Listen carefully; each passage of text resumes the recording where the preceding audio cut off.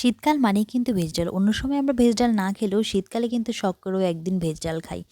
তো আজকে আমি সেই বাড়িতে ভেজ ডাল বানিয়েছিলাম। বাড়িতে আমার যা যা সবজি ছিল মটরশুঁটি, ফুলকপি, গাজর, বিনস সবজিগুলো ভালো করে ডুমো ডুমো করে কেটে নিয়েছি। ভেজ ডালে যেমন করে দেয়। এরপরে মুগ ডালটা ভেজে নিয়েছি, হালকা ভেজে তার মধ্যে জল দিয়ে একবার ধুয়ে তারপরে সেদ্ধ বসিয়ে দিয়েছি।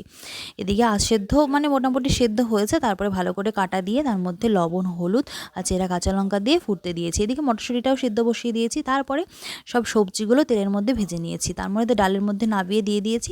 আর এদিকে কড়াইয়ের মধ্যে তেল দিয়ে তার মধ্যে গরম মশলা, তেজপাতা, শুকনো লঙ্কা, একটুখানি আদা বাটা, তার মধ্যে দিয়ে একটু কাশ্মীরি লঙ্কার গুঁড়ো দিয়ে মশলাটাকে ভালো করে কষিয়ে নিয়েছি।